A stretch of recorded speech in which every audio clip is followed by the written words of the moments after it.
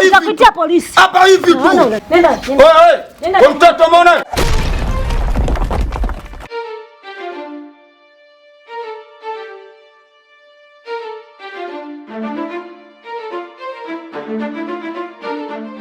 Shazua! Shazua! Oya!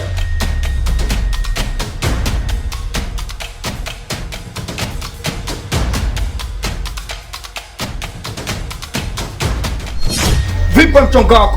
Mchongo wa nini sasa? Kwani hawezi kuelewa? Si nimekwambia mama yuko ndani. Mama yuko ndani ndo kitu gani unaniletea mimba na kichula? Pole. Mbona jana ulipochukua langu jiona mama mazingira ya mama? Sasa kwani kitu gani? Kwani wewe usiniletee mambo yako mimi. Mimi sielewi masuala ya mama, usiniletee kujambia beseni. Unajikuta utumbo au vipi? Yaani kama utumbo si kunguru. Si unanielewa? Jana chukua mazingira yangu unanielekeza mazingira na kuja hapo unanigandacha nini? Au mpaka nipige mawe na mimi mwizi. Nitulie nini? Usiniambie masuala tulie mimi. Mimi natembea na tulie. Kitu gani kinaendelea hapa? Mimi na upwilu. Tatizo lipo. Mbona anapiga kelele hapo nyumbani kwangu? Nilikuwa naongea naye. Zuu mwanangu, niambie ukweli.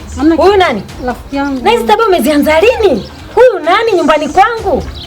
Kijana unafanya nini nyumbani kwangu? Mwambie mwanao. Unafanya nini hapa? Ni mkubwa, muulize mwanao. Nahitaji utoke nyumbani kwangu. Ni mkubwa, mwambie mwanao, usiniambie mimi. Naomba utoke. Mwelekeze mwanao, ni mkubwa. Mwanao analetea mimi uchura. Mwanao analetea mimi utumbo. Kama mwanao utumbo mimi kunguru, sina kuraga. Oya, ni mkubwa, mimi nakuheshimu. Sema mwanao. Oya, hapa sheria. Ondoka. Hapa hivi. Nitakuitia polisi. Hapa hivi tu. Nenda. Oya, wewe mtoto umeona?